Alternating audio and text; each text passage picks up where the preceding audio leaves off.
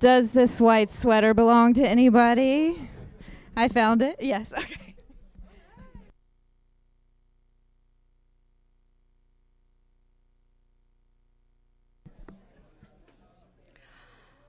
Good evening, everybody, and welcome to Kadampa Center. We are really happy tonight to be welcoming back to our center after an absence of a couple of years, Venerable Robina Courtin on her international Rolling Thunder tour. She's going to be here all week, all the way through this coming Sunday. She'll be teaching every evening on a different topic throughout the week, and then over the weekend, Friday night, Saturday, all day, and Sunday afternoon, she'll be teaching a weekend workshop on the path of the Lam Rim. I don't remember what exciting topic name we gave it, but she'll be teaching all weekend on that topic. And if you're in the Discovering Buddhism class, this coordinates with the module that you're on right now, so you can also attend that. Tonight she's going to be teaching on Mahamudra, and we do have copies of this book in the bookstore if you are inspired by what she has to say. And of course you'll be inspired by what she has to say because she's pretty amazing. If you haven't seen her before, fasten your seatbelts. Couple of just logistical and protocol notes. If you're a regular at Kadampa Center, then you're accustomed to Geshe Gelik's wishes. It's traditional, actually, when the teacher enters the room. Of course, we will stand, and we're going to do that with Venerable Robina. And then Geshe requests that we prostrate with him when he prostrates, and this is an expression of his humility. But it is traditional that we wait until the teacher is seated, and then we prostrate.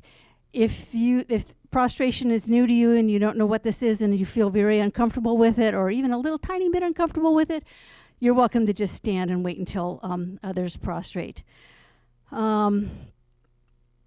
At Kadampa Center, we have a long tradition of offering the teachings at no charge, so that everybody can hear these precious words. But we do, of course, have expenses to bring a teacher in. So if you feel moved at any time during this week to either donate or sponsor the teachings, you can go to our website. You can go to the bookstore. There's a credit card machine there.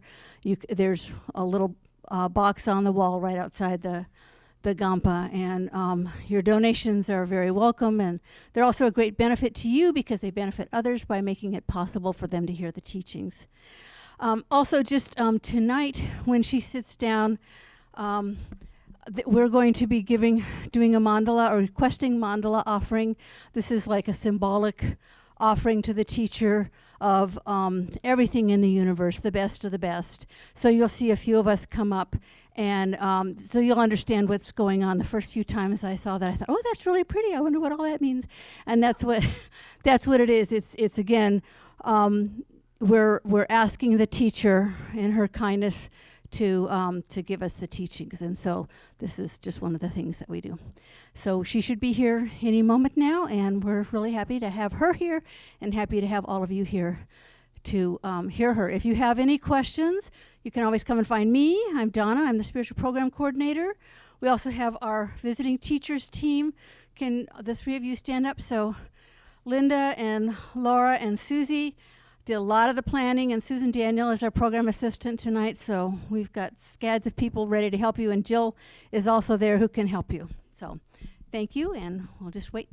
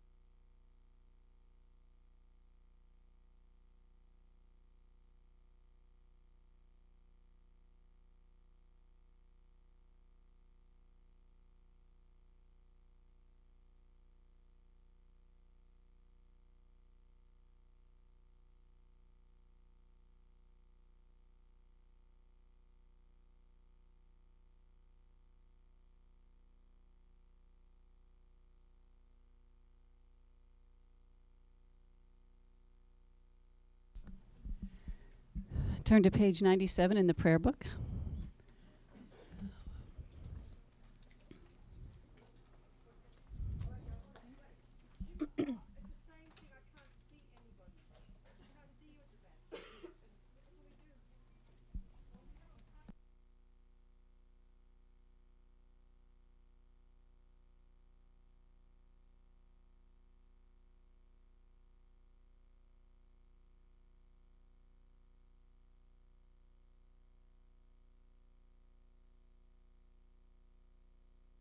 Very tiny. Okay, what we're doing here is they're offering, it's a bit esoteric, they're offering a thing which represents the universe, you'd never know, and it's like an offering to the Buddha as a request for the teachings. And then the next thing we're going to offer is representations of enlightened body, speech and mind as like a cause for us to achieve these. That's what they're offering. So you used to do that one. Come on. Then I've got to find a way how I can see everybody. Because I can't see all you back there. What to do? Come on. You going to sing the prayer? Page 97. Saji Puki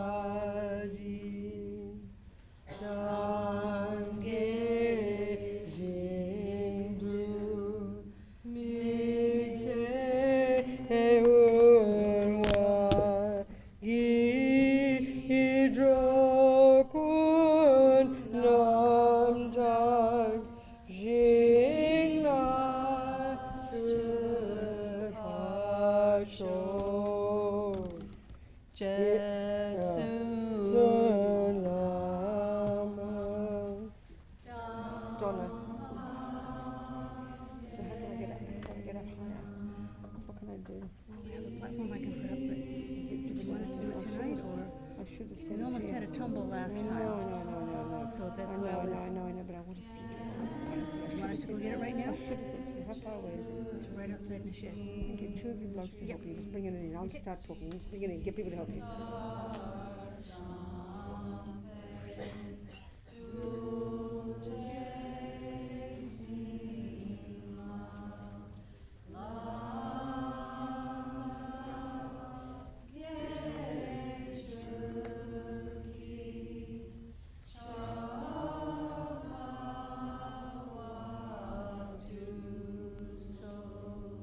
Idam Guru Ratna Mandala Kam Niryat.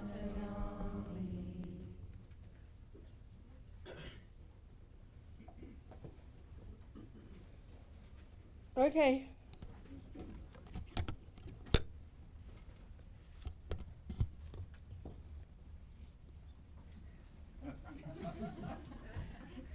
I don't know, I'm not so sure here. What happens? Just a minute. Do it for me. There we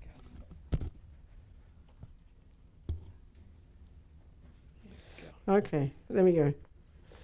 Oh, it's no good. Can't be like that. Sorry. Okay. Well, I think it's 3 years since I've been here. It feels like about 50 since I've been here. I used to come every year, so 3 years is a long time. So let's make the most of it, okay? Just now, Donna's going to get a platform so they can put it under the chair so I can be higher so I can see you. But she was nervous because I nearly fell off last time. But I'd rather see you. I mean, even if I have to stand up, I'd rather do that because I can't see most of you at the back. Should be like at the baseball where you sort of, it goes up at the back, you know. So this is the topic, is it? Is this what I'm supposed to talk about? Is that the plan? Is that it? Does anybody know? Okay, good. All right. Well, I should sing a little prayer as well, but never mind. I was thinking we're going to do this teaching so we can think about the meaning of these things, so we can develop our amazing potential, so we can be a benefit to others. Thinking like that. You know, discover our true nature. I mean, that's kind of intense words, isn't it? You know, what do they mean? Well, you know, it's really, in one way, it's so easy, it's so simple, it's embarrassing when we hear the words, but don't hold your breath for achieving it. It's like a long-term job. But the word Buddha itself is telling us exactly what our nature is. And this is pretty abstract for us because it's not how we think in our neuroscience, it's not how we think in our modern psychology, which of course is why we think it's religion, so we stick it in the sky. But not for the Buddha. This is real, in the mind stuff everybody can accomplish, you know. So our true nature then, if we look at this word Buddha, or we look at the Sanskrit, the Tibetan equivalent, Sangye. Sang implies the total eradication from our mind, from our being,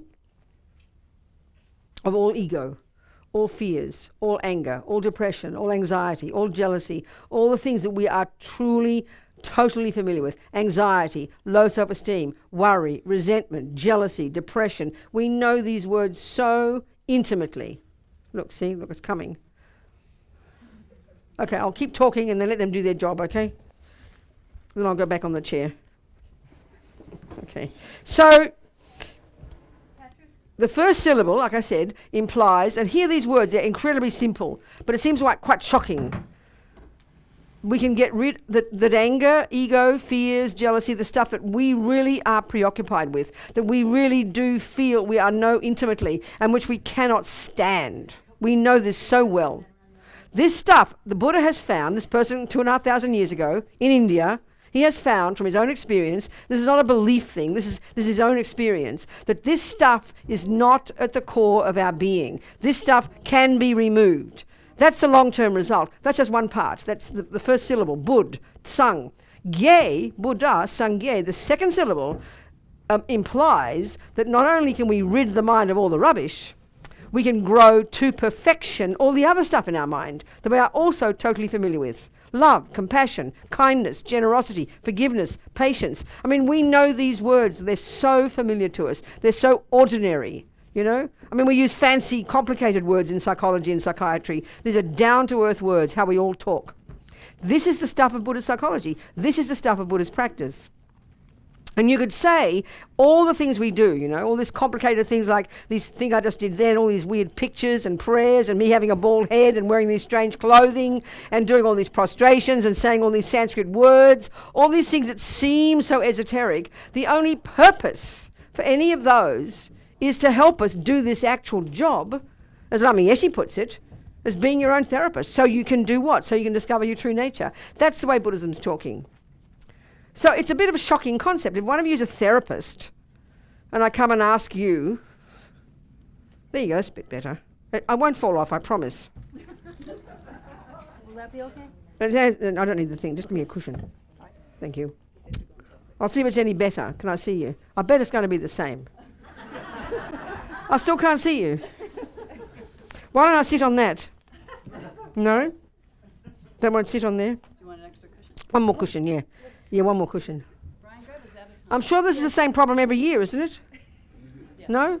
But I'm always wanting to go up higher. Not because I'm a special person, but Oh, you want to try I want to see you all.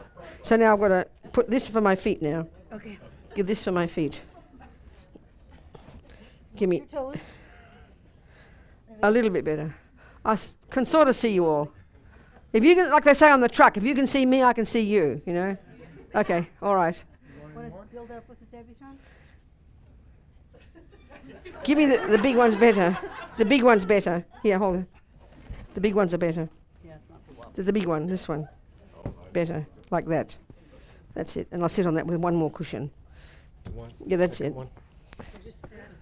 Oh, no, the other ones now. Now the other ones. One of those. Or you can That's even it. fold that No, one. that's fine. I'm happy. This is it. Perfect. Okay. Good. Thank you.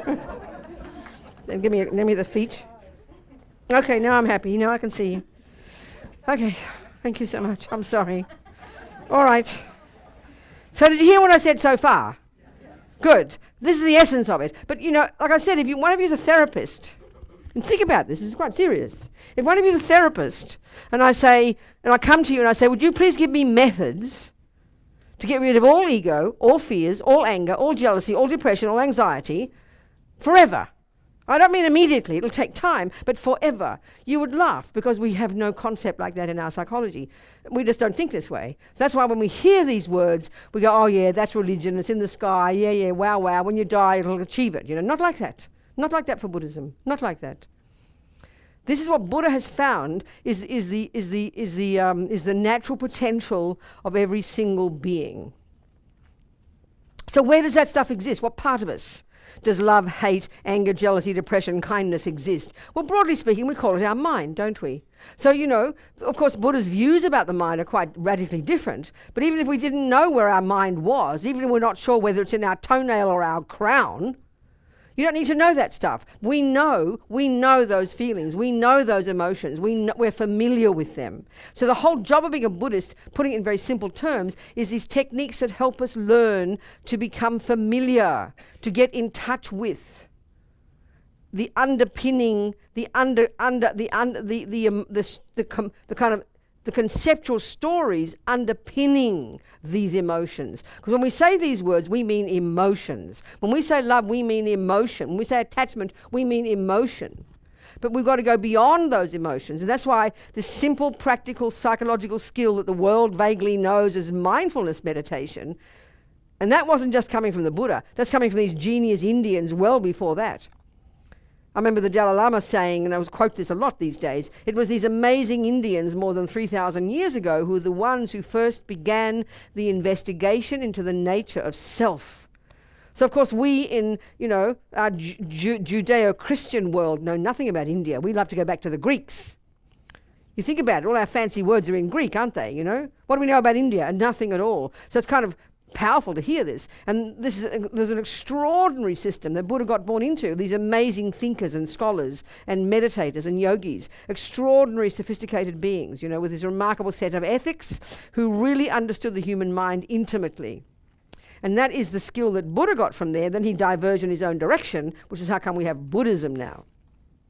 So there's a very long history to these views that we're describing here, And they're unknown to us in our culture. These days now, the last 50, 60 years since the Dalai Lama and the Tibetans have come from Tibet into India and then coming to the West, it's only now that we're hearing these things and having them published in our language. They're very fascinating. It's actually extraordinary. I think Western modern scientists will be fascinated to study these models of the mind that have been around for thousands of years.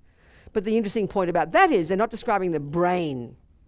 It's the cognitive process itself, our thoughts and feelings and emotions themselves. And that's the skill we have to learn to become. That's what we have to learn to do, to become familiar, intimately, internally familiar with our thoughts and feelings and emotions in a very coherent, structured, disciplined way.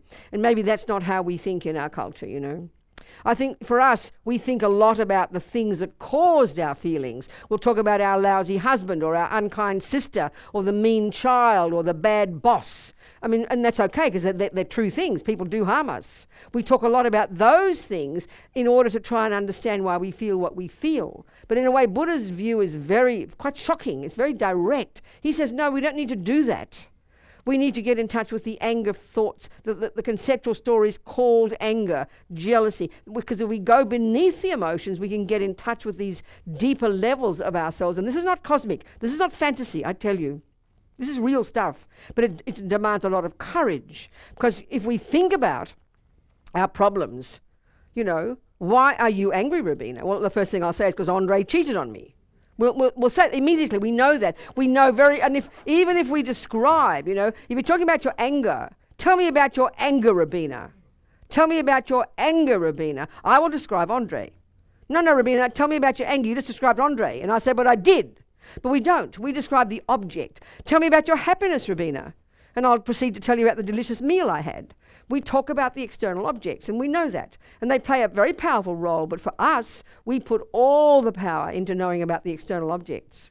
But the Buddha's emphasis is learning to know what is triggered by contact with the objects, whether the thoughts and feelings are positive or whether they're neurotic and miserable. We have to learn to become familiar with what goes on in our mind. That's the real skill that you could say that the Buddha has. And you don't have to believe, this is not a question of believing. This level of Buddhism, you don't even need to think, like I said, you don't need to care whether your brain, like I said, whether you think your brain is in your skull or your toenail. I don't care. We know we can become familiar with our thoughts. We know that. We can do that, and that's the job we have to learn to do. So why would we want to become familiar with our thoughts? Because the Buddha's point is we can change them. Okay, the end result, get rid of all the rubbish altogether, that's a bit radical. Even if you can't imagine being completely rid of all anger, all jealousy, even if you can't conceive of that possibility, it implies that you can change. And that's the skill. That's the job we have to learn. And what we're trying to change is not the brain. Not discussing that. That's a whole business. Neuroscience is fine. We're discussing changing all the conceptual stories that go on in our mind that are in fact what inform our emotions. So there are many stumbling blocks in doing this, you know. The first one is because from the second we wake up in the morning, you think about it, until the second we go to sleep, where is all our attention going? It's obvious, the outside world. That's the point. We focus, all our attention is focused out there. So that's what we're paying attention to, you know, and that's why we blame, if you like, we blame the outside. We also blame the outside for our happiness. Why are you happy, Robina? Well, Andre was kind to me. It's the same logic, you know. We're so emphasizing the external. And don't get all holy about that. I mean, you're allowed to have delicious chocolate cakes and handsome boyfriends. That's not the issue. It's that we're not paying attention enough to what goes on in here. That's the point. So from the second we wake up in the morning until the second we go to sleep, all our attention is focused out there. So of course we're describing what's out there. And when we meet the things that we find delicious, we think it's the cause of our happy feelings. And we meet the things that we think are ugly and they're the cause of our unhappy feelings. That's of course what we think every day. So then of course we avoid that cake or avoid that boyfriend, because that's what we think. But the Buddhist one is we have to learn to pay attention to what's being triggered in here. So the second obstacle, which is really coming from the first, is that, you know, we pay our attention to the outside, but we really do believe they are the main cause of my happy feelings, and we really do believe they are the main cause of our suffering feelings. But the Buddha's point is, yes, of course they play a role, and yes, of course if Andre cheats on you, not appropriate, and yes, it's marvelous if someone is kind to you. He's not arguing with that. He just says we give all the power to that. But his point eventually is the main player in our happiness and suffering, the main player is our own thoughts and feelings themselves, which is a bit shocking because that's not what we tend to think. So that the other major problem, a stumbling block in learning to become intimately familiar with our thoughts and feelings and emotions in a very coherent way so that we can do the job of reconfiguring our thoughts, really reinterpreting the way the world is, because that's what it means by changing your mind. The other stumbling block is we only notice really what's happening inside our mind, inside us, when it's too late. In other words, I wanted to, you know, you're so mad at somebody, what'll I do about my anger? Well, it's a bit late to wait until you're really mad at somebody. You know, we wait till it's too late. That's our problem. We're going to have something falling over here. Look. I'm sorry. Let's just give me a cushion. That's better. You need something for your back. Just take that off and give me a cushion. No, I can't do that. It's no good. Yeah, take it away. Give us a cushion. A cushion. Whoops-a-daisy. I'm sorry, causing problems again. I'm sorry. I'm so sorry. It's auspicious. Don't worry. It's a good sign. Don't worry about it. It's called purification. I'm okay. Now I'm fine. It's just the flowers. It's okay. Oh, lovely flowers. Look at that. Come on. It's okay. Some people down there need a seat. Have they got a seat down there? It's okay. It's fine. Let it be. It's good. It's only water. Okay, I'll wait while we get distracted. Beautiful flowers, thank you. Okay. So this is the main problem. Let's try and look at this problem. Let's look at this problem.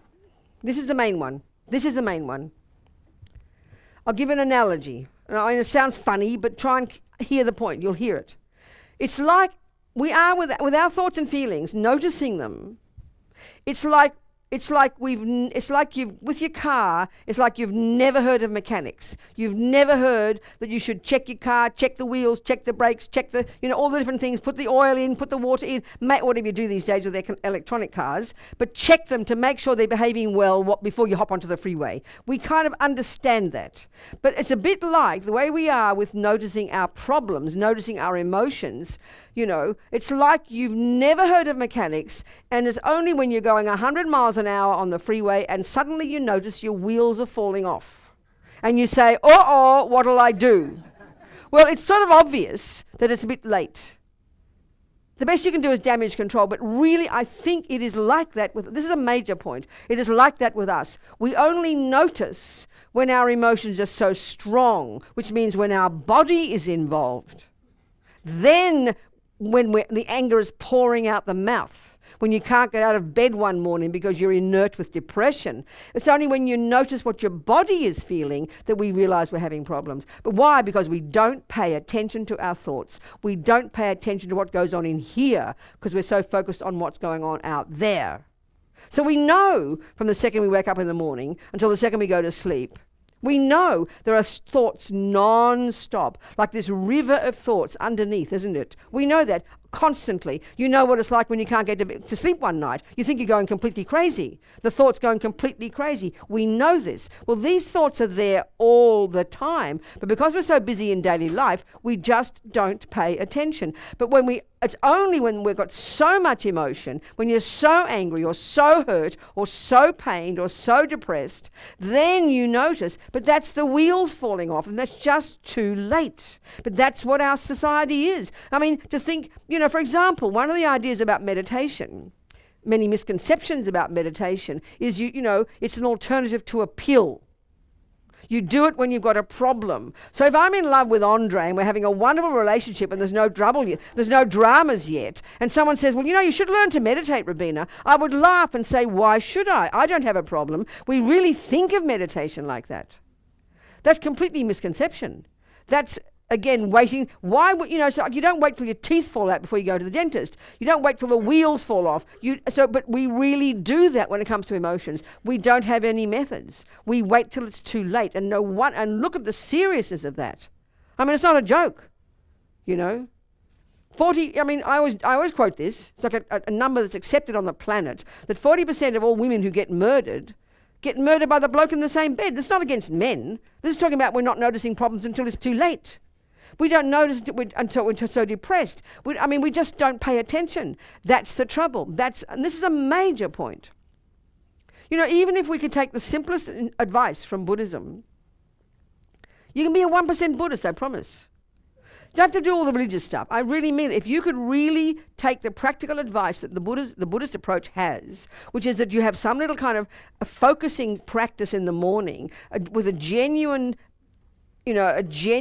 wish just to pay attention, to train your mind to pay attention for 5 minutes, like to your breath or something. It's a training, not magical technique that'll bring some kind of special feelings. It's training. What you're doing is training yourself for a few minutes every day to get out of your head, to focus on your breath, not just to be mindlessly doing what you're doing every day. Then you bring to bear in your daily life that focus that you bring, then you'll naturally start to also notice not just what's going on the traffic, not just what the boyfriend is doing, not just what the kids are doing, which is where usually our focus is, but you're also noticing what on earth is going on inside your head. You're hearing all the crazy thoughts. In the beginning, they even say it in the text when you start to meditate, one of the signs of success is that you think you're getting worse. You're not.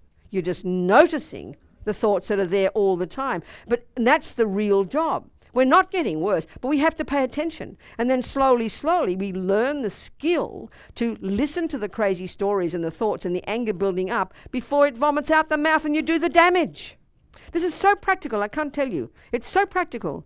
This is what we have to learn to do. In other words, before you get the wheels fall off, you notice the wheels are wobbling. So you get them fixed before they fall off. It's obvious. The same here. You notice the wobbles in your mind. You notice you're getting annoyed. You notice you're getting upset about this. You're noticing it inside you before it comes out the mouth, before you can't get out of bed one morning. This is so practical, I can't tell you. And it's nothing to do with religion. It's common sense. It's practical common sense, I promise. This is the heart job that Buddhism would talk about doing. We get so caught up in all this holy stuff. Look at this place, I mean, nothing wrong with it. I'm not criticizing. I mean, it's not a criticism. I don't mean it like that. But look at it. I mean, they beat the Catholics. Look at this, I was a Catholic. Isn't it? All these pictures and medieval and 9th century and... I mean, look at me, how I'm dressed, This is 2,500-year-old habit. Except when I was with a Mexican, when I was in Los Angeles, I met this little boy with a bald head. And I said, I've got a bald head because I'm a Buddhist nun. I said, why have you got a bald head? I've got a bald head because I'm a gangster, he said.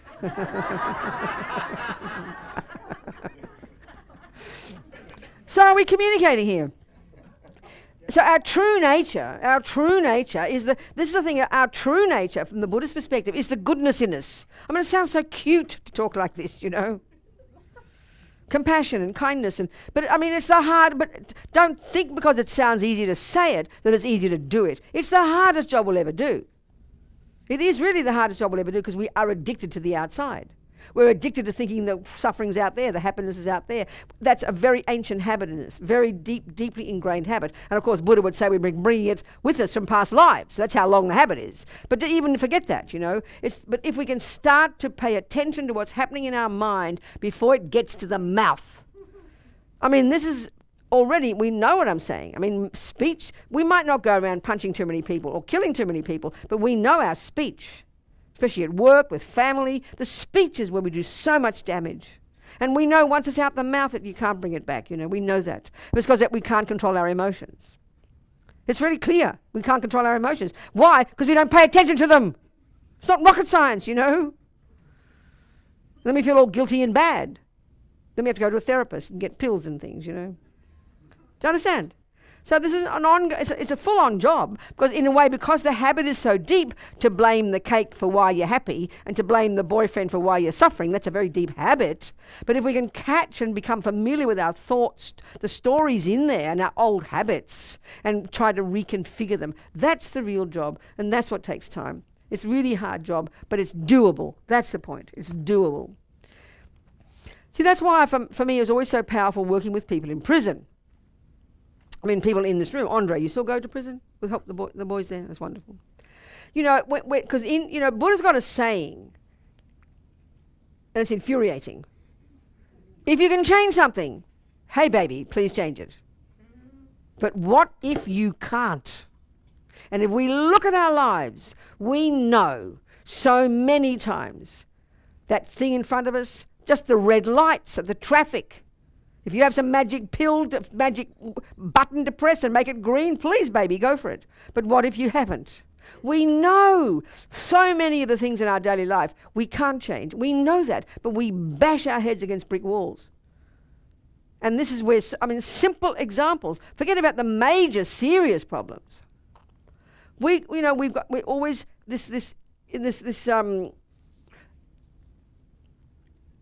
So okay, if you can change it, no problem.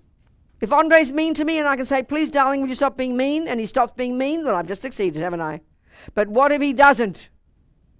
This is always the point. This is always the point. And this is the point. If we get what we want, then we're fine. But what if we don't? Another way of putting it. Another way of putting this, if we look at all the unhappy states of mind, Buddha psychology is hilarious. He's articulated 84,000 distinct problems in the mind. 84,000. But he luckily narrows it down to 3.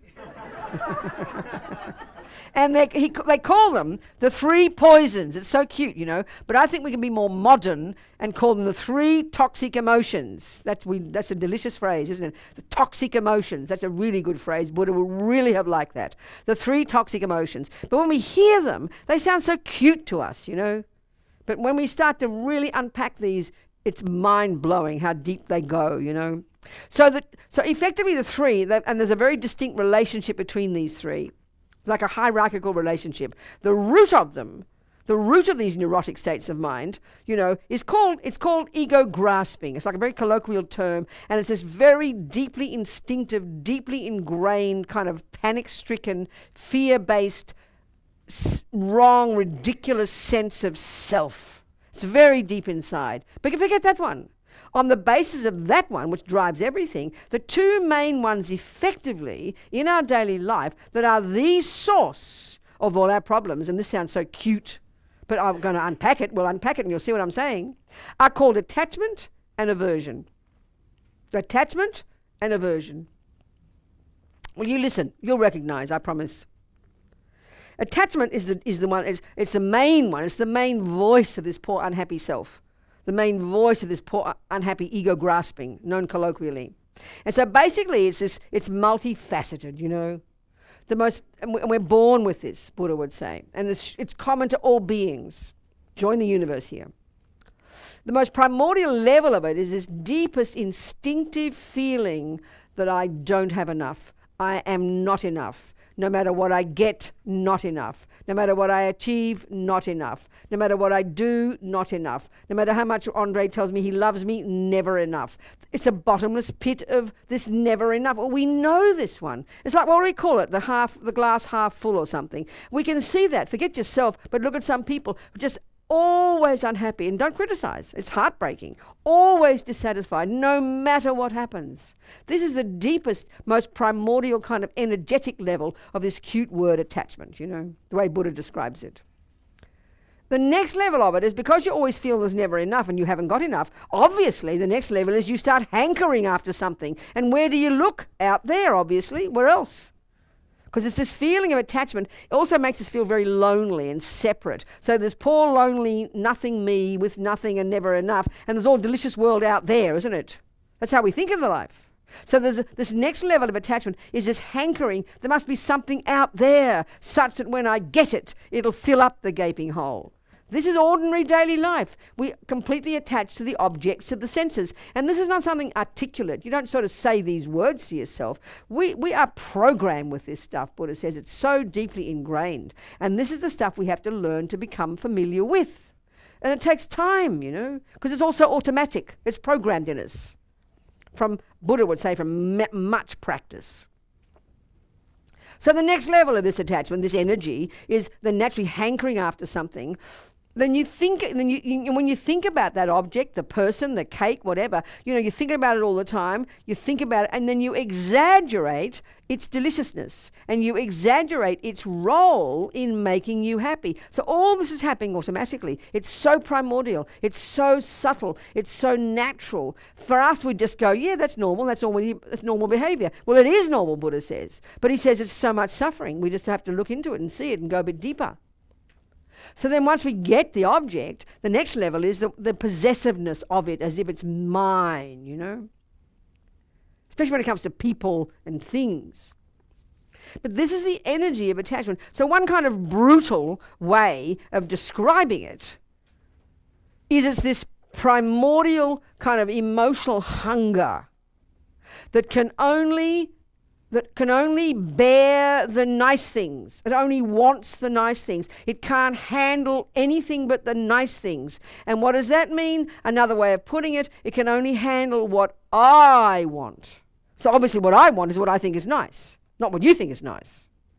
So this is the energy of attachment. So to summarize it, it's this constant hunger, this emotional hunger coming from feeling we haven't got enough, and then projecting that onto the things and people and sounds and smells and tastes and the rest, and then believing when I get it, it'll fill up the gaping hole. So that's kind of, we understand this, we see it, we get it. It's got emotional hunger. An aspect of it is control freak. It's a great term we use. An aspect of it in relationships is codependence. There's many ways it functions as attachment, you know. So the point is, this is constant. It's like the motor that drives us. So as long as it gets what it wants, the cake, the green lights, Andre saying the right words, my friend saying the right things, everything going nicely, then we call that happiness. But we know it's quite fragile. We know it doesn't happen every time. We know the next day you go for the chocolate cake, it's not so nice today because it's a bit stale. Or you suddenly go at the right time for work, but suddenly the traffic backs up. You can never guarantee it. So it's really kind of stressful, isn't it? Anxiety is this, because so then when we don't get what we want, when attachment doesn't get what it wants, that's the beginning of this next state of mind called aversion. Well, it sounds so strange to say aversion. So, but it too is multifaceted. So the really volatile, obvious level of aversion, which, let's face it, is simply the response when attachment doesn't get what it wants, that's called anger. Shout and yell. You know, that's the most volatile level of it. Having a panic attack when you don't get what you want. And it sounds very kind of cruel to say that. But look at the world, you know. The milder versions of anger are irritation, annoyed, frustrated, upset, anxious, worried, stressed. These are all variations of attachment not getting what it wants. When life gets too busy, the traffic gets too difficult, the kids shout too loud, and we just can't cope. That's attachment having a panic attack, and then aversion arises. We call it anxiety, we call it stressed, we call it frustrated, irritated, annoyed. Everybody knows those words. And of course, these are the wobbles. This is when the wheels are wobbling. This is not the wheels falling off yet. That's why we don't pay attention. Oh, this is normal life, we say. And then when you want to kill Andre, now you go, well, I better do something about it. What can I do? Well, it's a bit late. I mean, I know you know what I'm saying. Are we communicating? This is simple, ordinary human stuff. This is Buddhist psychology. I mean, he doesn't talk with an Australian accent, I agree. Or Australian colloquialisms. But this is Buddhist psychology, put in down-to-earth language we can all understand, you know. We recognize this. This is so natural. And because it's so, this is a tragedy, because it's so natural, we just assume it's part of life and you just kind of put up with it, you know. But the Buddha says, no, we should be broken-hearted with compassion for ourselves. This is called suffering. Don't we realize it? When we talk about suffering, the Buddha has a very distinct way of talking about suffering. We think of suffering as when you're poor or sick. But this is suffering. We think, oh no, I'm not suffering. I've got a house. I'm not suffering. I've got food. Excuse me, there's a subtle level of suffering. It's a suffering of the mind.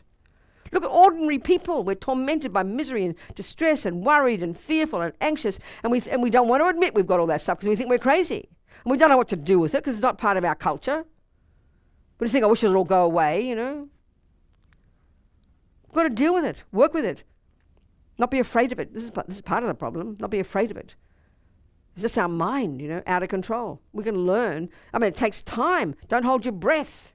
But once we know that this stuff, and this is the Buddha's point, and the more we can read these things and think about this and just sort of get inspiration from it, that this is not our true nature. It's there, it's real, we've got it, we've had it, and it's common. But it's not intrinsic to us. That's the key Buddhist point. It mightn't be evident to us, that idea. It's a brand new idea to us. I mean, in our modern society, in our modern psychology and our neuroscience, we give equal status to anger, depression, jealousy, love, compassion, kindness, as if somehow an ordinary person has a balance of all of these. That's our view, and every one of us instinctively feels that. So it sounds a bit shocking to say what Buddha's saying. You mean get rid of all that stuff? And I mean, I'm used to thinking it now because I'm a Buddhist. But I remember recently in saying these exact words, and one woman, and it was very correct the way she said it, but she said, that's bizarre. How could you be a person with no anger, no attachment, no fears? That's ridiculous. What kind of person would you be? And that makes sense because we can't conceptualize it. We can't imagine. It sounds like kind of science fiction. But this is the Buddha's point. He's been saying this for 2,500 years. Very quietly. It's all there. The system has been there, solid, in place for 2,500 years. You got to think that. You got to admit it's fascinating. It's not some brand new idea made up by the hippies or something. You know, this stuff's been there. This philosophy, this method, and people over the centuries accomplishing these goals. It's very fascinating. It's only now the last 50 years in Australia and America we're hearing about it. You know, it's very fascinating to me that. So, okay. Where to go from there? You're going to have to ask me questions now. It's 7:52, okay? Talk to me. Questions. Because I've said so much already. So come on, ask me some questions. This is the essence of it all. This is the essence of it. Go on. Yeah. Would it be a stretch to say that the Buddha taught himself to stop thinking? That would not be right to say that. No, he didn't do that. But I can expand on that. Okay. There's this technique that was invented by the Indians well before the Buddha. The world knows it roughly as mindfulness meditation. And I think there's many variations of that now, and they kind of got all sorts of bells and whistles and things, and that's okay, because Buddha doesn't own this stuff. He's not a creator.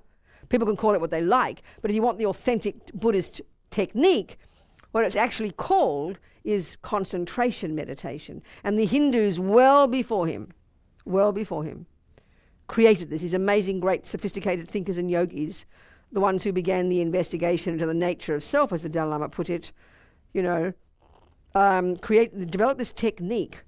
It's a skillful psychological. It's a psychological skill that enables you to it could take you years to achieve it in a particular environment. Like up and in order to even get to achieve it, you'd probably have to give up your husband, children, mortgages, interest in food, clothing. You've got to be really pretty renounced person already to go to a very specific environment where you could practice this 12 hours, 14 hours a day for a couple of years, and then you might achieve this. And this is possible. And there are people right now looking like you and me, not just Asian people, doing this technique. It's a living technique. It's been a living, extant, living technique for several thousand years. People right now are achieving this state of single-pointed concentration, they call it, okay?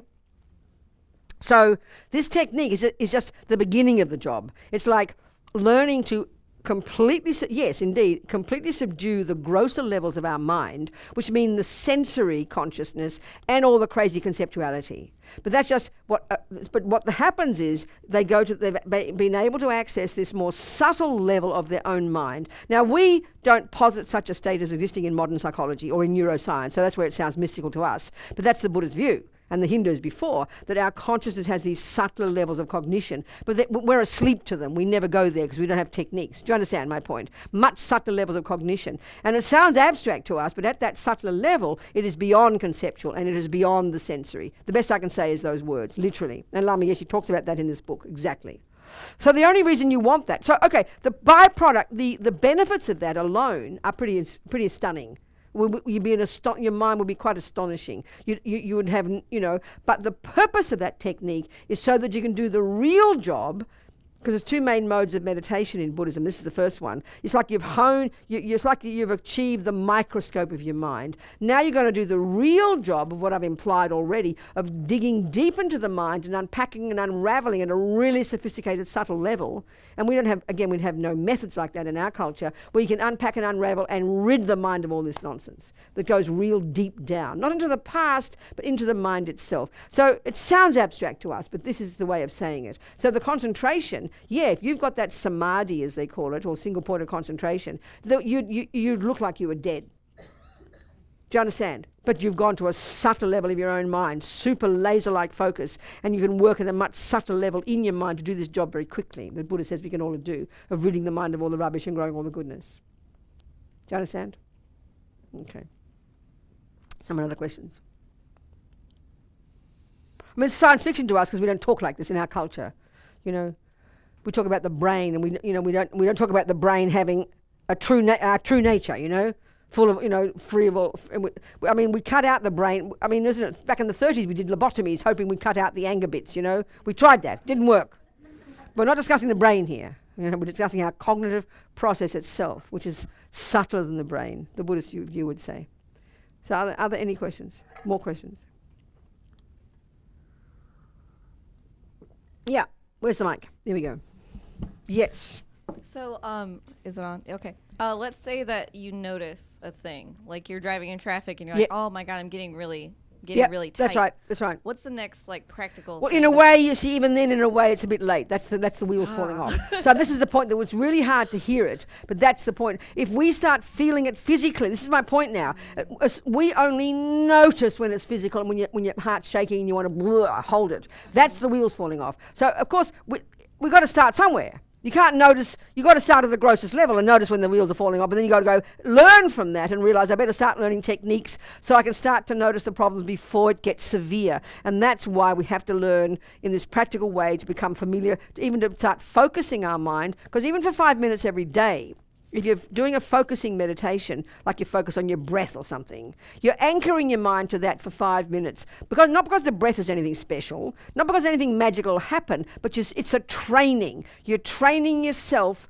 to not follow every crazy thought that comes. The thoughts won't go away. You'll think you're getting crazy, but you don't. We mindlessly follow all the thoughts if they come up strong. We have no control over that. We're learning to control our mind. Not the crazy thoughts, but learning to control our ability to stay focused on something without wandering off, having a chat with what goes on inside our head. That's the simplest way to put what concentration is. But my key point is this. We won't get that samadhi like I'm talking about overnight by doing 5 minutes every day. That's ridiculous. But what we're learning is the skill to step out of our head for 5 minutes. And because in your meditation, maybe you're focusing on your breath, but you can't help but hear the thoughts. So in your daily life, you bring to bear this skill. So now you go to the kitchen, and because you've been sitting for 5 minutes, you're training yourself to stay focused. You're going to be focusing on the dishes, focusing on the hubby, but you can't help but also notice your thoughts. And then you're going to be noticing all the crazy stories before they get to the mouth. That's the point. And then you reconfigure them there. So as you're driving the car, you don't wait till the guy nearly jumps in front of you,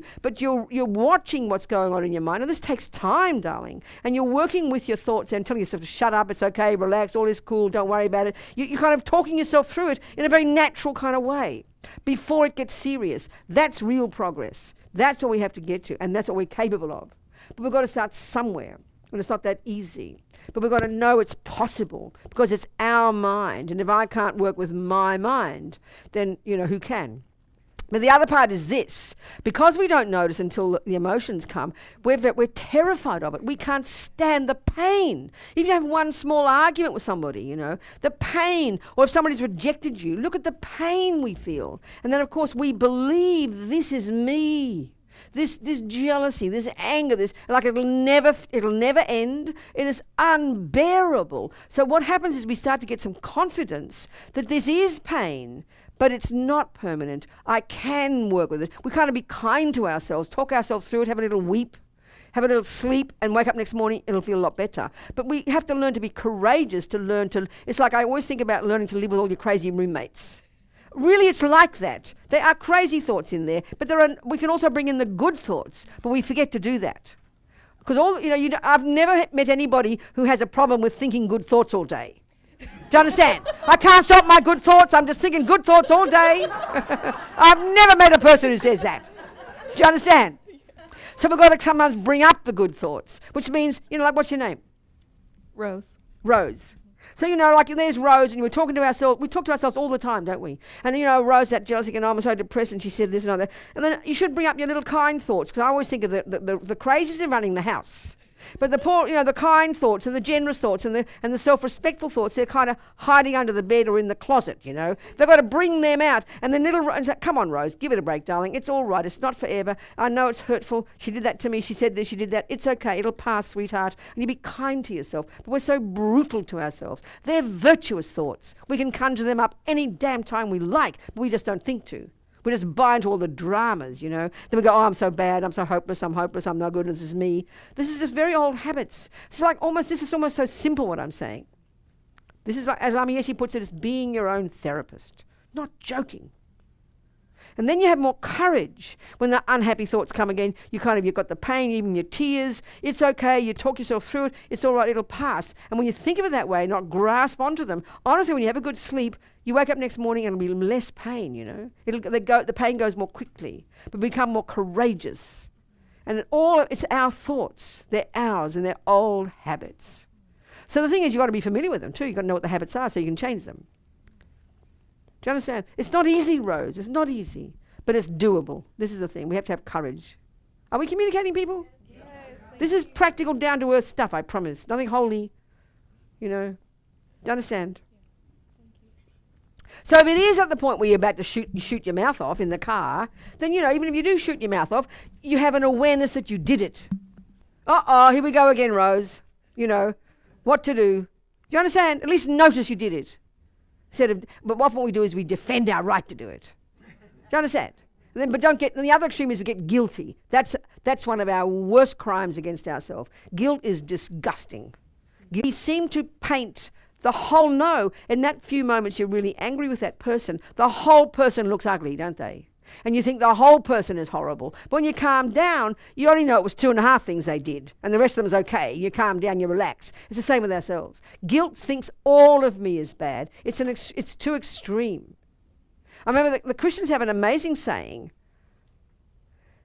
Don't criticize the sinner, criticize the sin. Don't criticize yourself.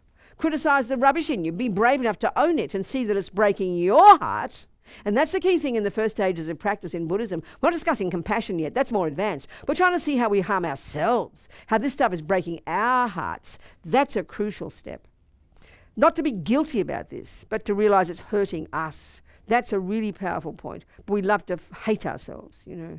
It's awful. It really is awful. We have to stop doing that one. Be more kind to ourselves. Because the Buddha's point is this stuff is why we suffer. This is why we suffer. We suffer because of our anxiety. We suffer because of our anger. We suffer because of our jealousy. Yeah, we harm others too, but we're not looking at that yet. We're trying to see what makes us suffer so we can change. And then we can start to have compassion for others. This is a really important point, I tell you. Yep. Yes. Okay. So I have been working on being more vulnerable because I value healthy relationships. And I have coming up on you speak what you want, you're kind, you're generous, but to show how you love and how you care for people is how you live more fully. So I am valuing what you're saying about how to handle these difficult emotions. But could you speak a little bit more to how to handle I know it's a good thing, I need to do this, but how to handle the sense of I feel really out of control when I'm vulnerable, even though when I tolerate it and I get through it. Okay, so say a bit more about what you mean by vulnerable. Say a bit more what you mean by that. Oh, dear. Vulnerable. What I'm doing right now is good. It's more of like just speaking honestly about how I feel. Telling someone that I care. Okay, well, I think a really major point, this stuff is all very contextual. I mean, if you want to be nice to the animals and you have a little pussycat and you pat the little pussycat and then a python comes along and you're going to be vulnerable to the python, I would suggest you don't be vulnerable to the python. I suggest you walk right away, baby. So you got to have some wisdom. So if there's a person you're all vulnerable with, they're going to smash you because our own delusions are what make us harm others. So there's a nice soft person there. A person with a bit of aggression will brutalize you and misuse that and turn it against you. So have some common sense and show it only to people that you trust, please, as a first big step. And even then, I think we can be very naive about trusting. When we think in relationships, especially partnership, like lover relationships, we've got to somehow show every aspect of our being. I think that's beyond naive. I don't mean to be secret and hide things, but there's a kind of like, there's a naive, I think it's almost like a childish one. They've got to show everything. What for? I mean, it's like, I'm not sure. Be appropriate. Everything is interdependent. Everything's appropriate. This person says this much and you say that much, and you're kind of playing tennis with each other, and then you learn together how to. But sometimes in the beginning we kind of vomit everything out to give the whole. Like I'm going to take all my washing and dump it on you, hoping that you can handle it. Sometimes it's a bit much for people. I'm not saying you're saying that, but it's like it's interdependent. As you learn to play tennis with each other, you get better and see each other's skills, and you know how to be with each other. It's much more wise and interdependent than just. I'm going to be vulnerable. I mean, are you with me? It's wise. You've got to put wisdom in it. I mean, there's a nice analogy in Buddhism that a bird needs two wings, wisdom and compassion. So you could say the compassion wing is the point where you're absolutely open to others, give others, love others, take care of others. That's amazing. But as the Dalai Lama says, compassion is not enough. You've got to have wisdom. And that's what we're talking here, this first stuff. This first stuff's all about us, what makes us brokenhearted, what hurts us, how we have low self-esteem and don't have respect for ourselves. Working on our own mind and this rubbish stuff first and growing our own good qualities, that's the wisdom wing. And then from that literally does come some wisdom and some common sense about how to be wisely compassionate to others, not naively open to everybody. You understand what I'm saying? So it's got to be both jobs we do. Be our own therapist, deal with our own stuff, and then to that degree, we can realize everybody's in the same boat and we can be appropriate. And we all know that being open to one person looks different if you're open to another person. It can't be the same. But often we're just naive about it. That's, I think, is the problem. Are we communicating, do you think? Yeah. But does that answer your question? A little bit, not necessarily. So, say the conditions are there, that, I pick appropriate friends and so forth and so on. It's that act of stepping out of the comfort zone and then being comfortable with being kind of out in the wind and knowing I'm going to be okay, that's where I struggle. I mean, it pays but off. I know it's lovely words, but you're going to have to be a bit more specific because we can all interpret that differently. So give us a specific example, please. It helps the mind. So you know how you were talking about the negative situation where, it's come out and it's over. You're done. You've got the wheels have fallen off and you're in trouble. It's the flip side of taking a good risk and then doing what? Taking a good risk. No, tell me what that means, please. Give us be specific. Okay. You've got to be specific. You express an emotion that is going to be received well with a safe person. No, wait a minute. Is this emotion negative or positive? Positive. A kindness. So you reach out to somebody and say, I'll pay for your taxi. No? I mean, but can you be on the earth, girl? It helps. You've got to be on the earth, otherwise we can all interpret your words. They're very beautiful, but they're not very concrete. And I'm not trying to be boring. No, You've got to I give me get a what practical you're trying to say. an example. I mean, I know your words, the meaning, but you've got to be more practical as an example. Try and give an example, darling. Oh. Most recent when you made yourself vulnerable to somebody. Come on. And you showed a kindness. Reaching out to somebody who looks like they needed it. Okay. And then But are they a friend or a stranger? an acquaintance. And they are... Okay, wait a minute. This is an acquaintance means not very close relationship. It's someone you see every day. Person at work. Let's say yes. Let's say, and Yeah. you know you're not that close to this person. But it's like bringing someone in that may be on the outside and then bringing them in and saying, come friend. Be Okay, here so with you us." mean there's a group of people and you're all friendly, chatty, and you see a person who looks a bit on the outside. Yes. And you reach out to that person and you constantly bring them in. Not constantly, but just bring Consciously. them in. Consciously, yes. Is that what you're saying? Yes. Okay, where's the problem?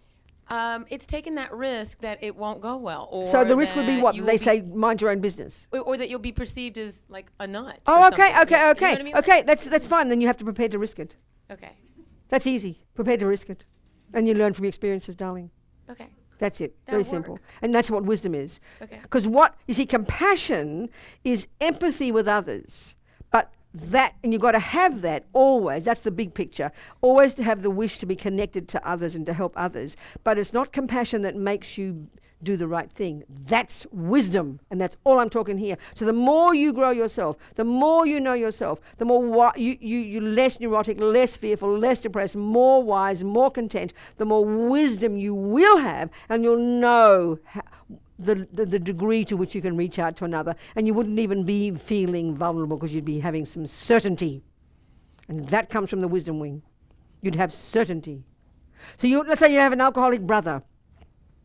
You adore him. You love him. And this is the point in Buddhism. There's a very distinct distinction between the neurotic states of mind and the kind of the wholesome ones. So love is connected, is wanting him to be happy. Compassion is empathy with his suffering. They're pure and marvelous, but they often get dragged down by our own neurotic neediness, our attachment and our own fears and our own junk. You understand? So there you are as a normal person, having not looked at your mind much, and you see your brother, you see his suffering, and you have compassion. You do have, and you want to help him. But what we don't realize is that our neediness to have everything lovely, which is what attachment wants, and that's upsetting the apple cart. Him being an alcoholic is upsetting my life. So that's upsetting my attachment. So I'll stick my nose in where it doesn't belong, thinking I'm being so kind. And he says, back off and mind your own business. That's because I lacked the wisdom, because I was pushed by my own neediness to make him all lovely and happy. So sometimes we can't make everybody happy. Sometimes we can't fix it all. And often that comes from our neurotic neediness to make everything lovely. And that's just attachment. You with me? So you might love your brother, but no, there's no way he's open to any advice. So you don't even give him advice. How are you, darling? You love him for who he is. You don't criticize him. You leave him there. But you watch, and then one day you might see a window of opportunity when you know he's ready for advice. That's when there's less attachment in us to make everything lovely. Because attachment can easily be seen as kindness, but often it's our own neediness to make everything lovely. Because attachment can't stand unhappy things. It's very subtle in us. Are you with me? I am. You with me? Good. Okay. What else, people? Behind you, onto your left, over there. Over there. Over there. Yeah. Well, first of all, I feel so happy to be able to hear you. Good, darling. And about the guilt you were talking about, I was about to cry because I feel very guilt. Like I really love all the teachings, and they really make sense to me and all the philosophy, but I feel very guilty every time that I can't follow them. I see. You know, every time that I just kill a mosquito, or that I just, yeah. Or You mean that I consciously kill a mosquito? yeah. Consciously? Yes. Or Okay, what's an alternative to, so why would you feel guilty about killing a mosquito? What does because guilt sound like? Tell me the words that guilt would say. it's a living being. What's the and words guilt would say? You said you feel guilty, so tell me what guilt would say if it, speak guilt out. That's wrong. He deserves. So you say that. So you kill it constantly, then you say it's wrong. Yes. Well, you better make a decision. To either keep killing it and not say it's wrong, or not kill it and so you have to say it's wrong. You've got a decision to make. I know, but that happens not only. Excuse me, with no, I'm the- serious. You have a decision to make. You can't say, oh, I shouldn't kill a mosquito, but constantly decide to kill a mosquito. So you've got to make choice. Continue to kill mosquitoes and stop being guilty, or stop killing mosquitoes and then relax. So you've got to make a decision. You've got to be guilt is not grown up. Guilt is like a baby that wants to stay in misery. You've got a decision to make. You've got to be accountable. You've got to decide on one or the other. So what would you like to do? Well, of course, not to kill it, but And why is it so hard for you not to kill a mosquito? You just shoo it away. yeah, Why do you I have to know. kill it? And but it's not only that. It's a lot of things. Like every time that I get angry. Excuse me. You just want to keep being guilty. I give you solutions. You say, oh, not just that. Let's solve the mosquito problem first. One step at a time. It's your call. You have to be grown up enough to decide. Either you continue consciously to kill mosquitoes and accept that's your decision and you live with the consequences, or you decide, I will stop killing mosquitoes and do my best. You have to, guilt is useless. Guilt is standing on the fence and never makes a decision and just stays stuck. It's not accountability. It's not grown up. So you got to think about that seriously, darling. You've got to make a decision and live with whichever that decision is. It's up to you.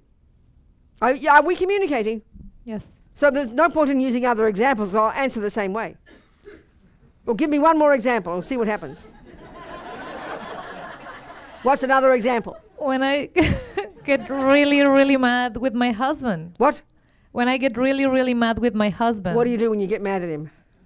Shout and yell, abuse him, punch him? What do you do? No, I tell him awful things. What Things do that you- I don't believe. Come but on I now, just- now we have confession time. What do you say to him? I mean, you kill a mosquito. I don't know. What do you do to your husband? Like every time that I get What? mad, every What? time that I get mad with something, with my mom, my husband, they always say to me I that don't care about them. I'm talking about you here. That I know- don't care about them. I'm talking about you here. What do you say to your husband? How often do you something get mad that at is gonna hurt him, whatever. you say something that that I you know shout is really gonna loud. hurt. You shout really loud. Yes. And how long do you shout for? How long? This is a serious discussion. 3 minutes, 1 minute. All day. No, please be realistic, darling. No, like Please be. Yeah, I cried. Excuse me. I Don't cried him exaggerate. Tell me No. how many times a day you would shout at your husband. 3 times a day. 3. You just said all day. So please make up your mind. 3 times. No. 3 yeah. times. Yes. How long will each occasion last? I'm serious. See, your problem is you just sit there and swim in this guilt emotion like a little girl, like the rest of us.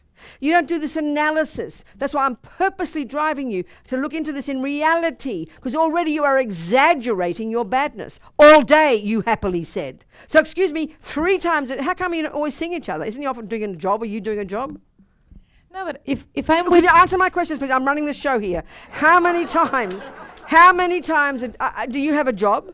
no. Does he have a job? Yes. So he's off all day. Yes. So it's only in the mornings and the evenings you shout at him. And I can text him and send him voice messages. I do that all day. Okay. So again, you have some decisions to make. So this is how you deal with guilt, darling. Guilt is completely like a child who doesn't want to change but thinks it's virtuous to think you're a bad person. It's not virtuous. It's embarrassing. And we're all the same, sweetheart. So you're just the guinea pig here. So what do you think you're going to try and do? What do you think your solution? What do you think the solution is, darling, practically? What do you think the solution is? I try to meditate to stop all that. Excuse me, I don't Yes. mention meditation. What do you think the solution is? Stop to doing that. What do you think the solution is? Not get And angry. if you're playing the piano and you notice you play the wrong note, what is the solution? Practice more. Thank you.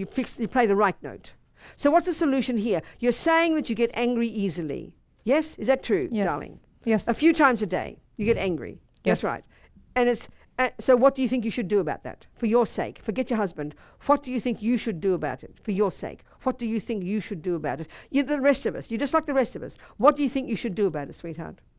What do you think you should do about it? What's your solution? What's your decision to make? What do you Not think, to darling? get angry. Only But that. how do you think you're going to do that? Do you do practice at the end of the day where you do purification practice? Have you heard of that? Yes. You know about the regretting and all those things. You do that practice? No. Well, then no wonder you don't change. You're not doing the practice as appropriate. At the end of the day, it's really simple psychology. You sit down on your own little cushion, your own little seat, like a grown-up, not like feeling like a little girl, and you regret the things you've done today. You regret the bad-mouthing, the 3 texts, the 5 this, the 4 that. And you sincerely regret it. But regret is, what's your name? Aleida. Elena. With a D. Aleida. Aleida. So you say to yourself, Aleida, I am sick of this anger. Are you sick of it, Aleida? Yes.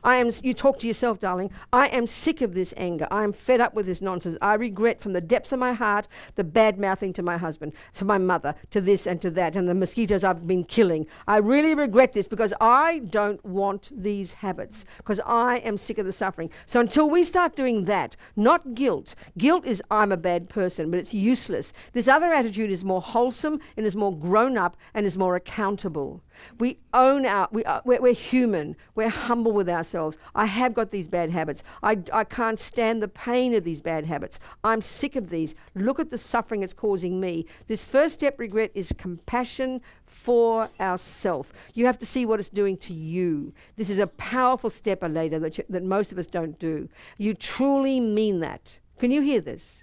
Can you hear this? Yes. The next step you think, and if you have a Buddhist practice, well, whom can I turn to? So you have refuge. You've got a Buddhist practice? Yes. Okay, good. The second part is now you can afford to have compassion for the mosquito. Well, I beg your About the pardon? Buddhist practice is Huh?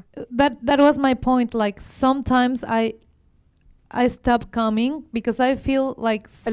Aleida, you're going right back to the same point. You're not listening to anything I'm saying. You just want to keep telling me how you feel so guilty. You just want to you just love you just love saying how bad you are because you keep going back to the problems. You don't have any will to change. It doesn't sound like you really want to change then, Aleida. I have to conclude that. You don't want to let me finish telling you the advice. You said you don't do it. So I'm trying to give you a piece of advice, sweetheart. Are you hearing me, Aleida? Yes. Do you want me to finish the practice for you? Yes, please. Have you heard of this practice before? Aleida, if you haven't, just say no. Don't mislead me. I think yes. You'd think. I You have don't know. heard of You've it. never heard of the 4 opponent powers. Oh, no. So you haven't heard of it before. No. Okay. So you need to learn this practice, darling. The first step is simple. You sit down and you think of the things you've done today that have hurt others, which hurt you. And you regret them for your sake. It's genuine kindness to yourself. Can you hear that? Because Yes. you're sick of it, aren't you? You're sick of this pain. You don't want this pain, do you? No. You're sick of it, aren't you? Right. So you say that to yourself sincerely. Then you think. Then the next step is you now have compassion for those you've harmed. The first is compassion for yourself. The second one is compassion for the mosquito, compassion for your husband, compassion for your mother, because you know what it's like for people to harm you, darling, don't you? And you have compassion for them. Do you hear me? Yes. Do you hear me? Yes. Is your husband mean to you? No. Okay. So the third step is you do a little practice. Do you do any mantras or anything like that? You have no practices like that? No. Okay, so you just visualize white light pouring into you, completely purifying all this horrible stuff that you're so sick of. You with me? Imagine it so strongly purifying every atom of your anger, every atom of your nonsense. And the fourth step, you make some decisions and you say to yourself, I promise I will not badmouth my husband at least for one day. You say that promise to yourself as strong as possible, and you go to bed with a happy mind, and you remember your decision the next day, and because you've made the decision, then you will begin to keep that word to yourself. It's so practical, this stuff. This is what being your own therapist means. Instead of running around in your head with guilt and nonsense, there's no virtue in that. Because you've never put it down to being practical. Are you hearing me, Aleda? Yes. Does it make any sense? Yes. Do you think you're grown up enough to do this? Yes. Yes, you are. Give it a try. And do it tonight when you go home to bed, before you go to bed, with your husband, no doubt. You hop in the same bed as your husband, do you? Yes. Okay. Do your practice first, and then you be nice to him when you get into bed. And you go to bed with a happy mind. In the morning, you remember your vow. You remember it, and you want to keep it for your own sake. You'll be so happy. You'll be so happy to keep your vow to yourself, wouldn't you? And you give it for 24 hours.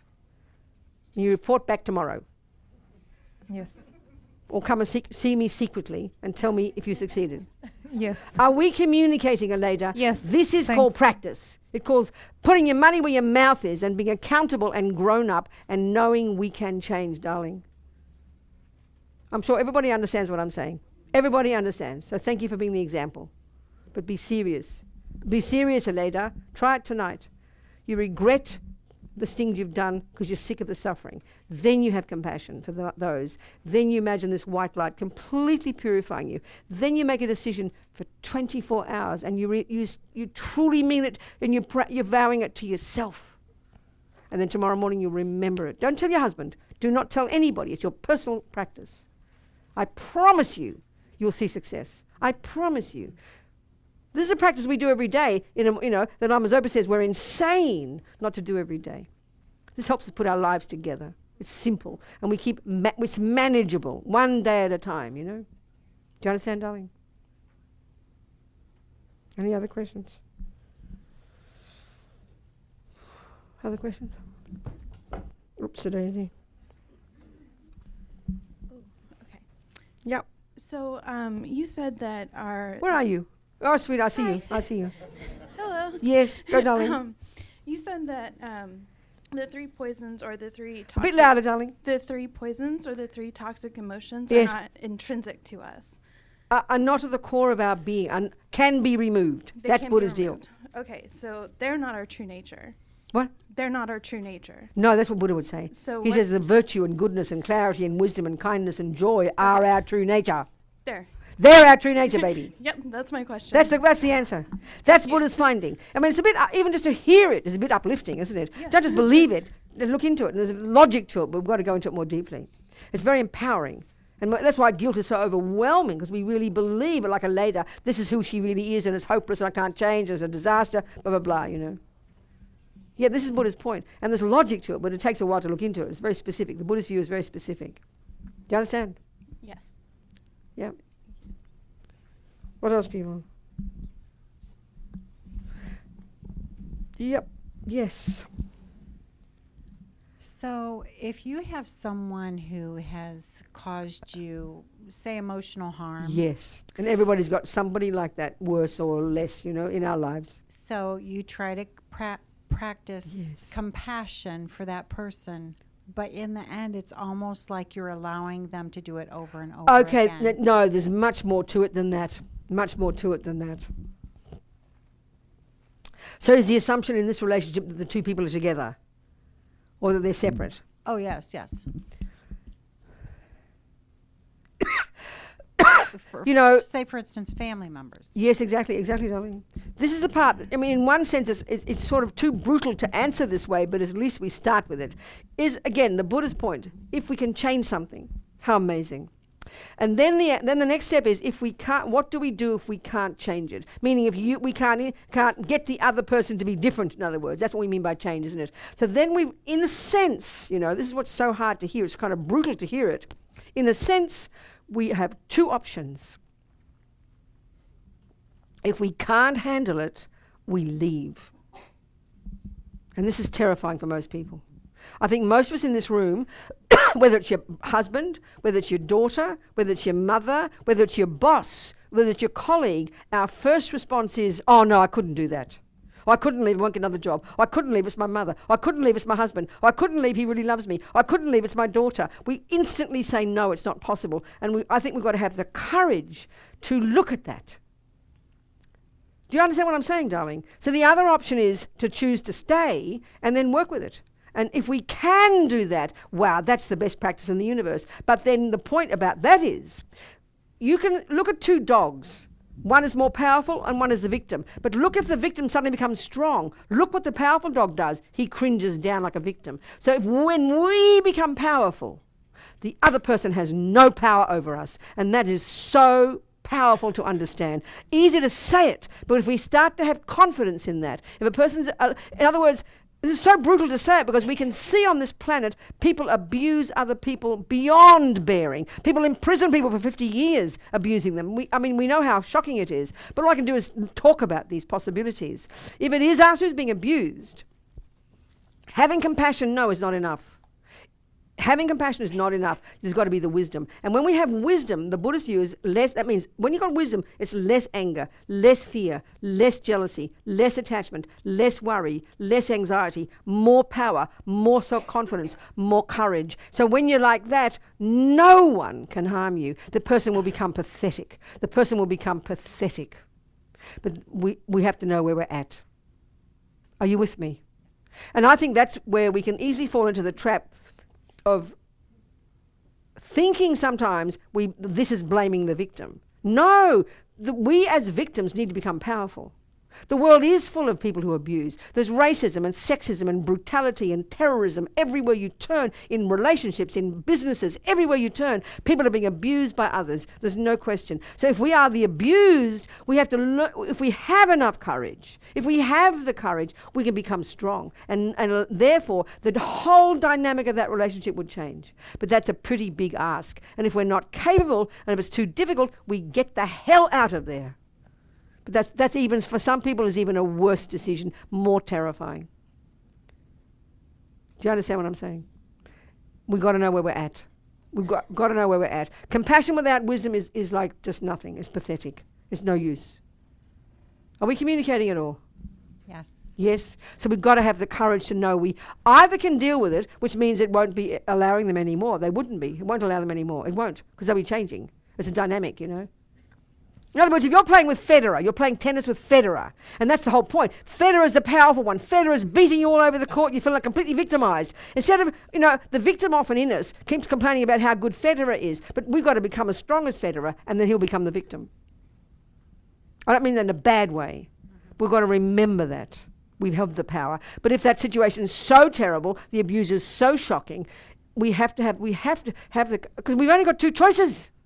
Like I said to Aleda, she's got two choices. Kill mosquitoes and be content with it, or stop killing mosquitoes. It's too terrifying to hear that it seems so simple. So we either stay, if we can be brave enough to change, and that means disempower the person. They become a wimp. Because you can't be hurt if you're strong. And that really is true when it comes to abuse. It's really true, Or leave. And that's often, for most of us, even harder. Do you understand? So, but are we communicating, darling? Yes. Good. We have to have courage, We have to have real courage. Yes.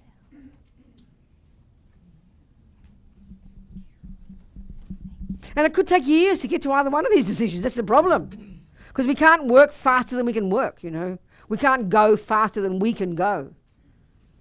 Meanwhile, if we're in the victim one, get as much support as possible. So we can become strong. You understand? Got to have friends. Got to have friends, Yes. Yes. Who's next? That inner, yes, darling. That inner, thank you so much for being here and coming. That inner aspect of ourselves that is so condemning. The telling ourselves off. As shame. Yes. So is that? Precious girl, we've got to start saying good things about ourselves. It sounds so corny and so pathetic, and especially if we've been brutalized and criticized by so many people in our lives, we just buy into that, We've really got to learn to somehow know this, just to somehow start to even say a few good things about ourselves. Even a few good things about ourselves. It sounds so easy, but it is so hard for us. Or at least have good, supportive friends who we know love us. Darling, we have to get reinforcement somewhere. Eventually we have to do it ourselves. But if we can get it from the outside first, that helps. That's a good start. But we have to believe it. Because often when we have such low self-esteem and we think we're so horrible, 27 people can tell us we're wonderful. 27 people can tell us they love us, but somehow we won't believe it. That's the tragedy. You understand? So is shame like the first cousin of guilt? Yes, shame and guilt, I think, in the way... So would you say that shame is beating yourself up for bad things you've done? Is that shame? No. What's shame then, darling? Tell me. Shame is a sense of awfulness. That you're just... that you've taken in some kind of... I think it starts out for me with disapproval, with, little disapproval, and not measuring up to what is... Other people expect. Yes. Sweetheart, this is very, very, very, very, very, very, very fascinating. This, I'd say, is the deepest pain we have, the deepest attachment, more than for sex, drugs, and rock and roll, the deepest attachment we have is for other people to approve of us. Yes. In other words, since we're tiny, there's been this assumption deep in our bones that unless someone says I'm a nice person, we assume we aren't. Yes. And that's such a terrible thing. It is so terrible. So all our lives, we're hungry for people to approve of us. But the trouble is when we get the disapproval, the irony is we believe the disapproval more than the approval. And we've gotten to the habit of that. And it's so heartbreaking because, let me just ask you a few questions. Off the cuff. Do you kill? Do you kill? Do you lie? No. Do you steal? No. Do you abuse people? No. Well, already you're like 1% of this planet. You should be, you should be weeping in happiness that you're a virtuous, ethical, kind person. But we hear those words, but think about it, darling. Think about that. You're a kind person with good ethics. This is phenomenal on this planet. But this shows how long we've been thinking these bad things and believing those views from other people. Sweetheart, we've got to start somewhere counting your good qualities. There's no other way to do it. It's easy to say these words, but we've got to start somewhere, sweetheart. Because it's an old habit, this deep habit you have of just you're not worthy, you're not enough. That's what you're saying, isn't it? You're not enough, you're not good enough, you're not worthy. Is it because in your life you've had people telling you that all the time? Is that what's happening in your life now? No? That's how you feel in yourself. Yes. The second one. It's how you feel in yourself. Yes. It's like this is the old stuff that comes up. That's the right. deeper we go, exactly. I go into I understand, darling. Yes. So do you think it's possible for you personally to change this habit? What do you think just personally? What do you feel? Based on what I'm saying? Yes, I see it changing. You think it's possible? I see it changing. Well, darling, you've got to start somewhere. Lessening. Just start somewhere, tiny, inch by inch by inch. Really be humble with yourself. Really be patient with yourself. Hang around people who are kind. Nourish yourself with these thoughts and feelings and words. We've got to do it, sweetheart. We've got to do it. And is also the remedy part of the purification, the 4-step purification? Absolutely. This is very much purification. It's tied into that. Yes, you can easily ease it. Usually the purification process is you're regretting all the rubbish, and then you have compassion for those who, compassion, and then you do the purification. But also you can kind of also add to that to be finishing with rejoicing in all the good qualities, rejoicing in your ethics, rejoicing in your goodness, rejoicing in your kindness, rejoicing really genuinely. And this is one of the practices all of us never do, because the negative voices come very strongly, and because they come automatically, we think they're more powerful than they really are. We've got to bring those good voices, like I said, out of the closet and from under the beds. We've got to think positive things. It sounds almost too corny, but we've got to do that. And the Buddha's view is every thought counts. Every thought counts, So every positive thought you have is nourishing your heart. Start slowly. But we've got to be sincere about it and know it works. Because it's your mind, baby. Do you understand? Yes. Good, darling. Yes, What's your thank name? you. Carol. Carol, thank you, sweetheart. What else, people? Questions? More questions? Hi, yes? Yes. Hi. Yes. I'd like, I'm a little bit confused about the, I guess the first poison. You had said something about it being an effect of the self, or perhaps the self itself. Self-grasping, that one, yeah. Yeah. Could you go on a little bit more about that one? It's quite subtle, this one. Yeah, exactly. This is the root problem. This is the one such that when this is removed from our mind, after having got single-pointed concentration and working for many years in doing this unpacking and unraveling, that's when you finally cut ego altogether. That's the deepest, most subtle, most primordial. So this is what Lama Yeshe talks about in this book, you know. The Buddha's saying that deep in our bones is this assumption that there's somehow this concrete, unchanging, set in stone kind of, and ironically miserable me in there. That's it, really. It's the simplest way to put it. It's kind of ironic that it's miserable. It's not happy.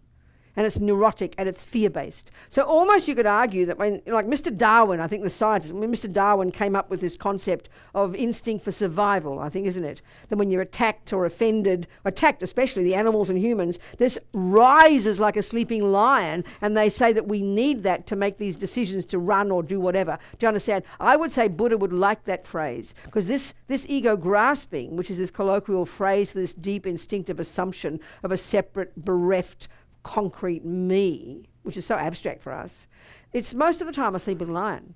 And it's only when you're offended or insulted or hurt that it rises up. And that's the really powerful way when we need to see it. But the Buddha says that one is the final one that we have to conquer, the final one that has to go. And that only can be done in subtle meditation, when we've gone to a subtle level of our mind. It's a very advanced level. But we can understand it at first intellectually. I'm sure over the week we'll talk about it more. So would that be a complete renunciation of the self, or? More than that, way more than that. The first stages of practice are really giving up. The very first stage of practice, and this is a Leda's job. It's exactly a Leda. She's a perfect example, darling. Thank you. The first level of practice, Buddha says, given that we're driven by our crazy delusions, you know, Leda talks about her anger, you know, Carol, isn't it? Talks about her, you know, her self, whatever it is. That's the mind. That's the mind. But look, you mightn't run around shouting and jumping on too many people and killing too many mozzies and shouting at too many husbands, do you, Carol? No. That's right. Whereas a Leda, it's like me. She's got a good mouth. So she's got lots of good qualities too, but you probably forget to see them later. So you've got to do the same as Carol. Look at your good qualities. Look at your kindness, at your open heart, at your intelligence, at your clarity. You've got all of those qualities, darling. But the downside for you, like Lama Yeshe one time said to me, nothing wrong with your heart, dear. It's just your behavior.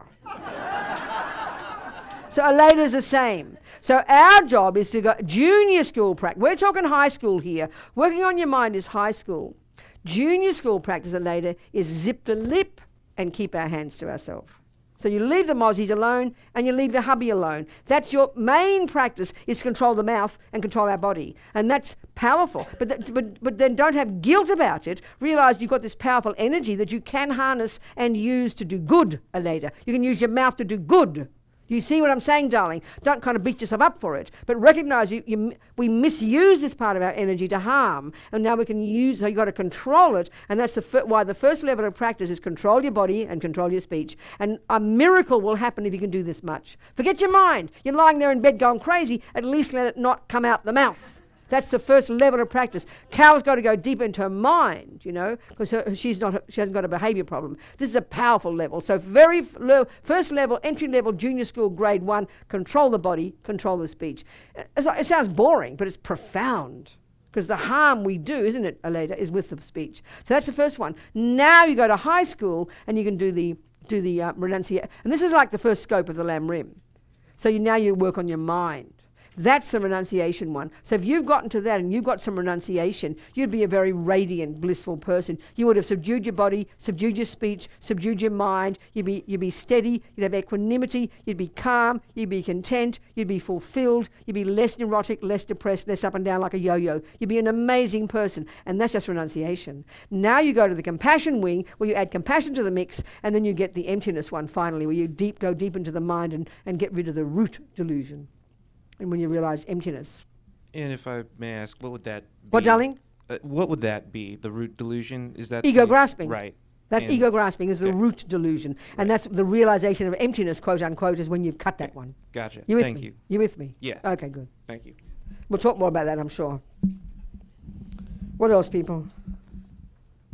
Yes. Hi. I just want to say I've enjoyed your teachings since I was probably 8 years old. Oh, my goodness. Yeah. So good.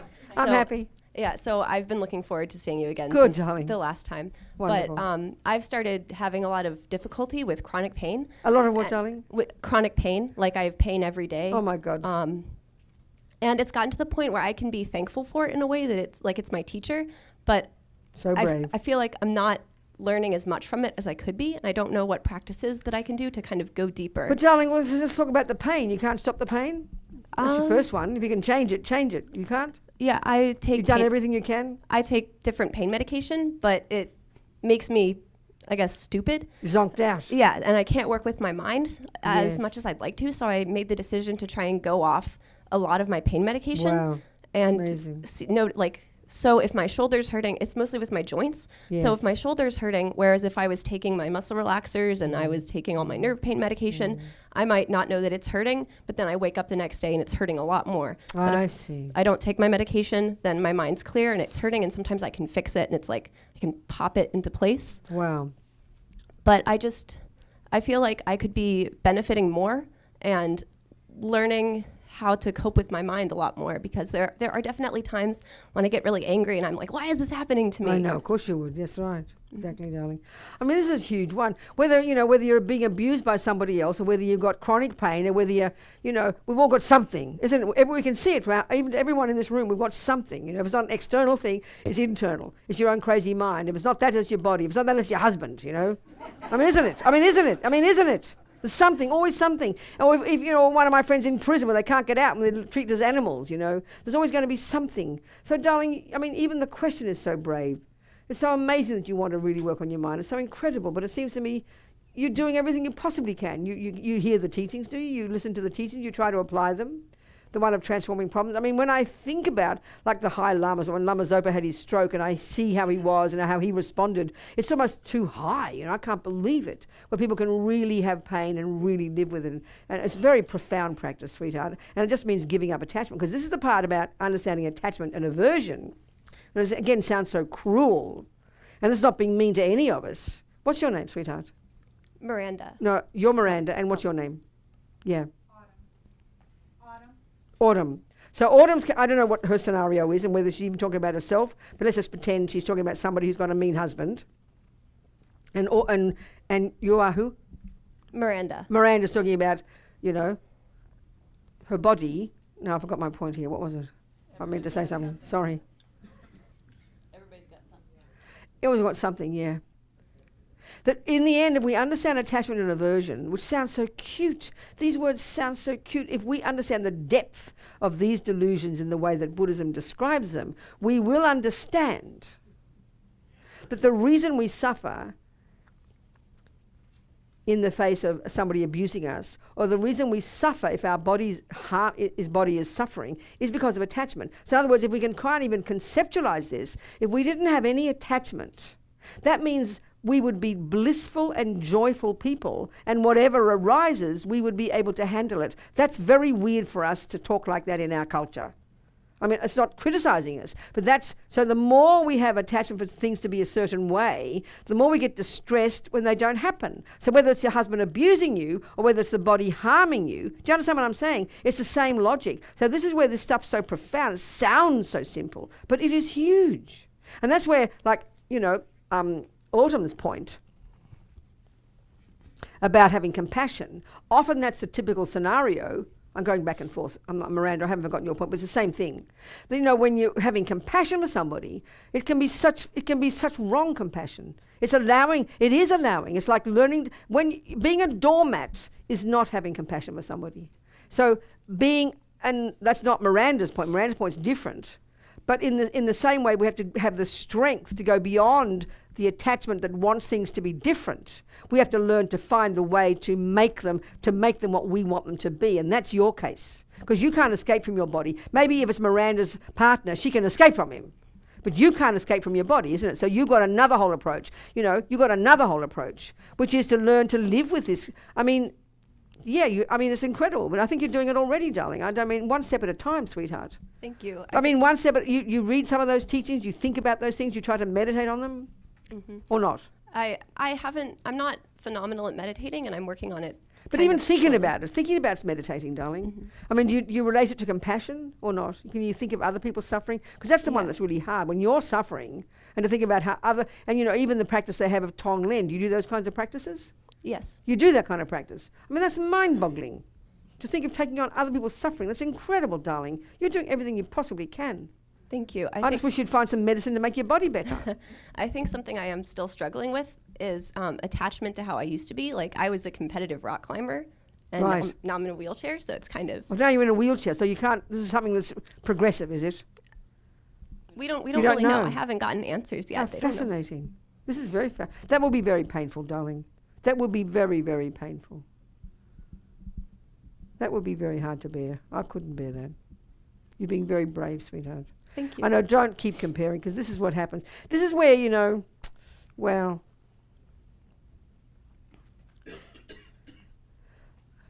I know, this is where... Do you have a view of karma or not? Yes. You have that view. It's meaningful to you. Yeah, that's what makes it more difficult, I guess. More difficult. But it should make it less difficult. Because I'm purifying? Yeah. If that view is meaningful for you. It's still, I guess karma has to work with the idea of reincarnation, because that's right. I always feel like I've done something to deserve this. With No, the idea of karma. that's where you must not go. That's sweetheart. No, you must not go there. You must not. That's twisting it around. It's not like that. I mean, the fact is, we have. What day am I talking about karma? Got to go into it there. You coming on Wednesday? No, tomorrow. Okay, I'll go into it tomorrow. We'll do it more tomorrow. We'll do more tomorrow, karma. We'll get a perspective on karma. Okay. And it can't be just like that. It can't just be that way. See, that's even the way I'm talking for Carol. If you talk about the view of karma, nevertheless, in spite of this pain and suffering, do you have good things in your life? Yes. Kind people? You got good intelligence? You got a good mind? You're ethical? You don't rape and kill and lie and steal and shout at your husband and kill mosquitoes? Yeah. So then you've got something to rejoice in too, and every single tiny second of those is the fruit of your virtue. But we only tend to think of karma when it comes to the bad things. And that's a massive, massive, massive mistake. We'll talk about it tomorrow, sweetheart. I think you're doing amazingly. Thank you so much. I think you're doing well, Aleda. I think you're doing well, Autumn. All of us. We've got to and Carol, we've got to rejoice in our good side. We've got to rejoice. We've got to be, and that's what gives us courage and strength, I promise you. Too much. I think it's time to go. 10 to 9. And I do talk fast. So, okay. So, people, thank you so much. I'm so happy to be back in Raleigh, North Carolina.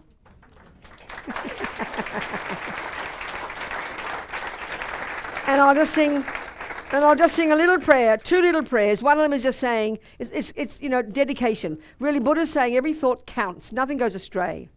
So here we've been nearly 2 hours. As many thoughts as we've had is as many seeds we've planted. So we delight in that, So we think maybe nourish these seeds from this moment forward with our effort to practice, whatever our practice is, so that we can develop our amazing potential for our sake and the sake of others. Thinking this way. Kewadinyu dudag lama sangye drubgyune drowa chikyang malupa deisala Kupasho Jangchob Semcho Grinpoche Makie Panam Ke Gyuchig Ke Panyampa Me Payang Gong Ne Gong Du Pelbasho.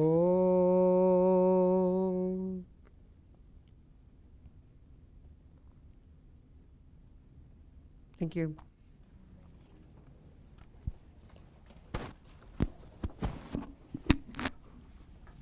Where's my cup? Oh, my Vegemite. I'm going to take that. Oh, my Vegemite. Yes. Here, I'm using it slowly.